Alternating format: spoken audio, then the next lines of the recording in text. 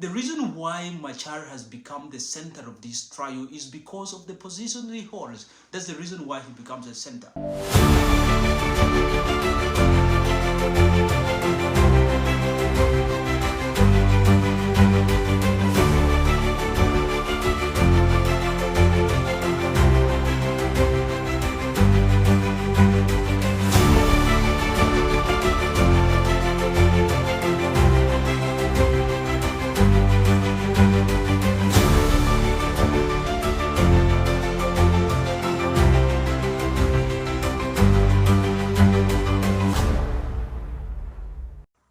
Hello everyone, welcome to the Concern Podcast, where we unpack political, social, economic, and cultural stories shaping our world. I'm Emmanuel Taban, and on this video, I want us to look at and analyze some of the major moments that happened during the trial start, or the start of the trial process of the first Vice President of the Republic of South Sudan, His Excellency Riek Machar and his colleagues in Juba, and what do these moments mean for us, and also look at some of the potential outcome or of a verdict that is possibly to be done by the panel of judges on Monday, the 29th of this month. Now, we all know that earlier this month, the government of the Republic of South Sudan has actually released series of charges against the first Vice President, His Excellency Riek Machar through the Ministry of Justice. The Ministry of Justice came out and announced all these charges, and among the charges include 1, treason, murder, and financing terrorism, conspiracy, and some committing human atrocities. These were some of the charges that the Ministry of Justice came out and actually made against the first Vice President of the Republic of South Sudan, Riek Machar and his colleagues, which include as well the Minister of Petroleum, Paul Kang. And on the 22nd of this month, the charges were made, and the judiciary actually constituted a court, a special court led by a panel of judges, 3 panel of judges, to actually run the entire prosecution process of this case. And the case started on Monday, the 22nd, and at Freedom Hall. So what happened on Monday, very interestingly, is that when the court opened, the session opened at around 9 a.m. in the morning, and the panel of judges led by Judge James Alaladeng opened the session and gave the parties to make their preliminary statements. And of course, the 2 parties comprises of 1, the defense team. The defense team is one that is actually going to be defending the accused team, which is the team led by Dr. Machar and Paul Kang and other colleagues. And also the other team includes the prosecution team. It's the team that has actually accused the likes of Machar of committing all those crimes. So these were the 2 teams. And while on the day of the session, on the day of the court, that was on Monday the 22nd, the judge gave these 2 parties to actually have their preliminary statements. Interestingly, they started with the defense team. And when the defense team was given the chance to actually present their preliminary case, they started with an objection. And their objection was mainly based on the legality and the jurisdiction of the court that was established to run the prosecution process of Machar and his colleagues. The defense team had an argument that, based on the position that Riek Machar holds as the first Vice President of the Republic of South Sudan, he is actually immune. He is not supposed to be prosecuted by that court, which is incompetent and lacks jurisdiction. That was the argument that was presented by the defense team. And the argument was that they also brought in some readings, I think, from the Transitional Constitution of South Sudan, and they say that being the first Vice President of the Republic of South Sudan, Riek Machar is immune from being prosecuted while he holds that position. He's not supposed to be is not supposed to face any courts. That was the argument that was presented by the defense team led by Advocate Dr. Raymond Lege. That is Gary Raimondo Lege. So that was the argument that they presented on the first day of the trial. So the argument was that the court that was established, the special court that was established to run the entire prosecution process, lacks jurisdiction, and therefore is not actually doesn't have the authority to run the entire case. That was the argument. And on the second hand, on the second statement, the defense team also said that the charges that Machar and his colleagues were accused of, for instance, the murder cases that include the murder of one of the generals in Nasir and dozens of other SSPDF personnel that happened in Nasir earlier this year in March, does not actually falls under the authority of the courts in South Sudan. The defense team argued that the incident that happened in Nasir, where there was some exchange of an exchange between the government forces and the SPLM-IO, the defense team argued that that was a violation of ceasefire, and therefore that does not fall under the purview of the courts, but falls under the purview of the ceasefire transitional security arrangement monitoring and verification mechanism, which was a body established by the revitalized peace agreement that was done in 2018 in Addis Ababa. So that was the argument, the preliminary objection of the defense team. They argued that one, Machar being the first vice president of the Republic of South Sudan, he shouldn't be actually prosecuted by that court that lacks competence, that lacks legality. And second of all, he said that Raimondo said, who is the lead advocate for the defense team on the first day, he said that secondly, the incident that happened in Nasir does not fall, it falls under the purview of the peace agreement that was established in 2018, and therefore that is not the authority of the courts to run this case. That was the argument.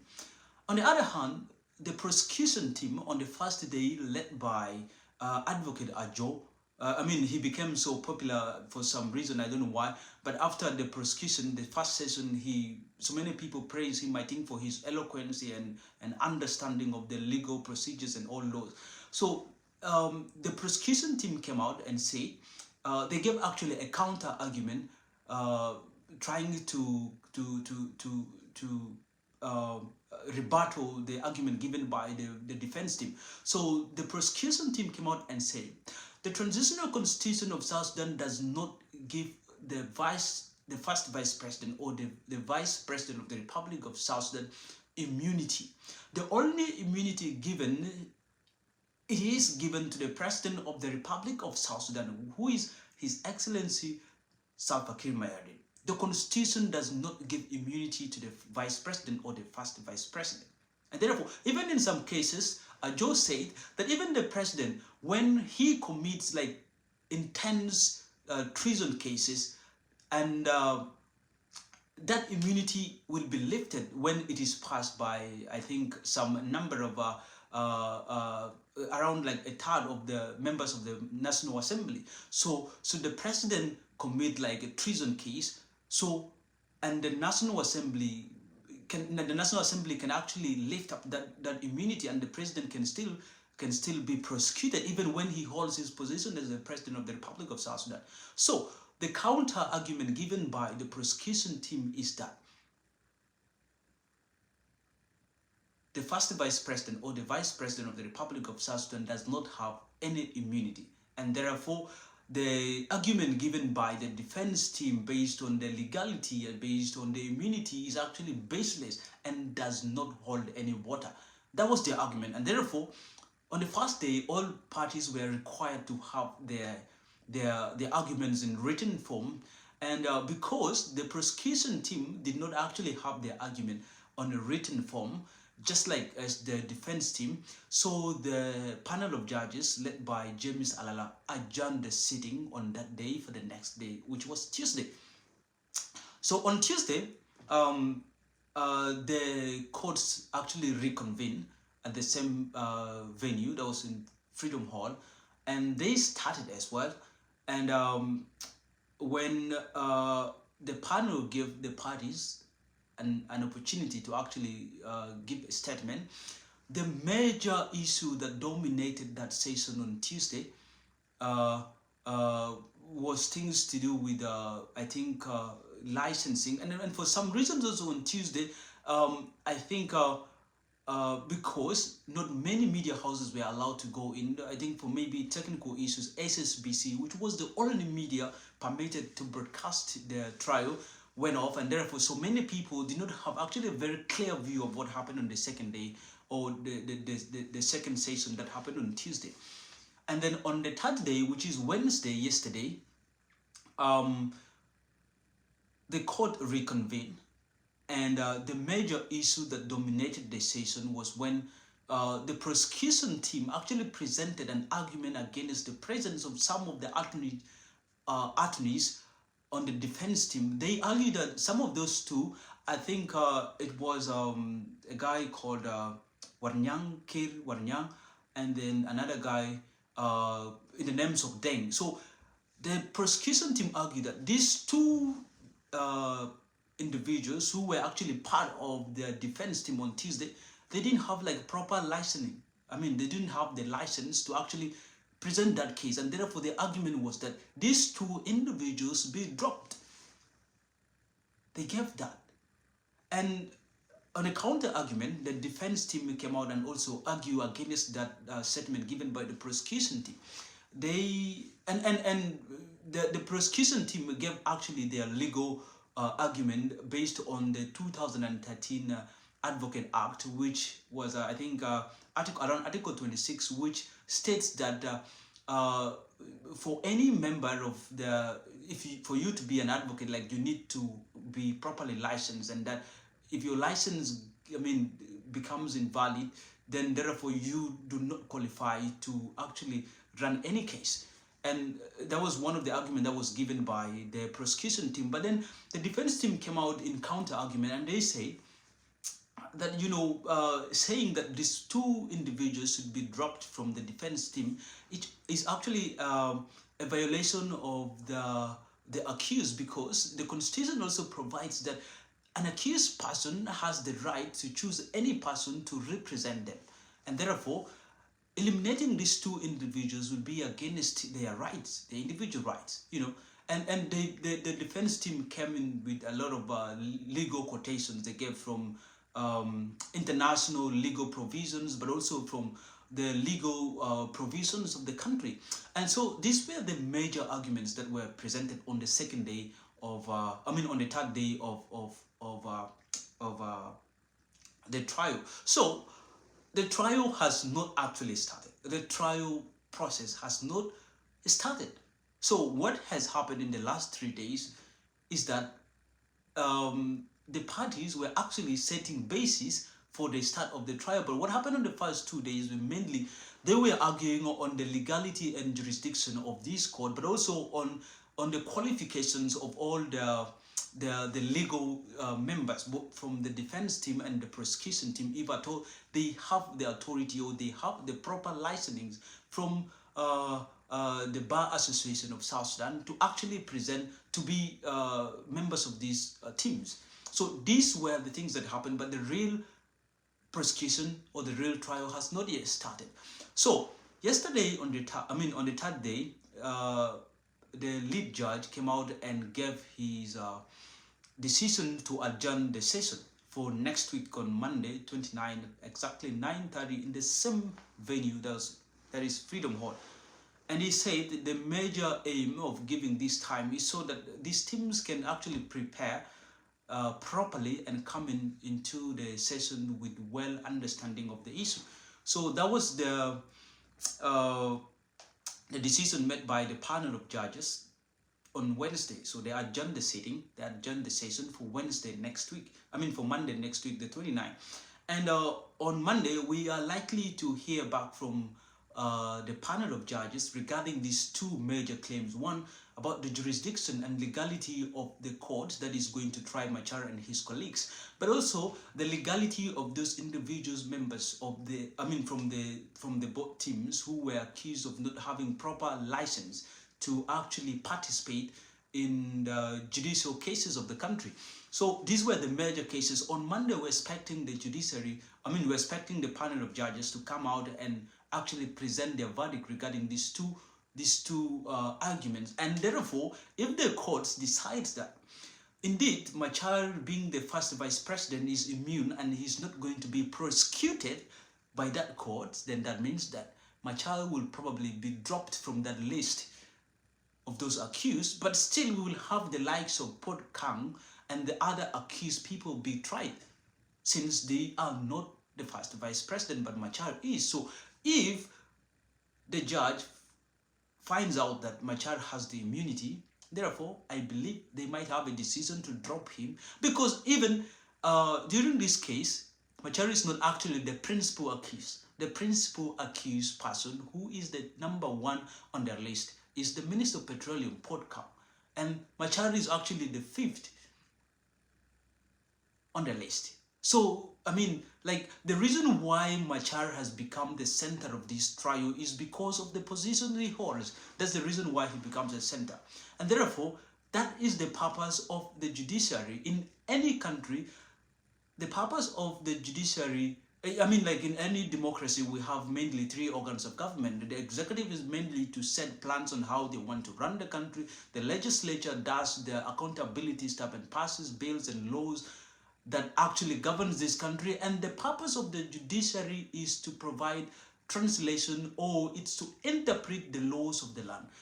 In an incident where people find themselves in a difficult moment of translating, understanding the laws of the country, the judiciary comes out and translates them.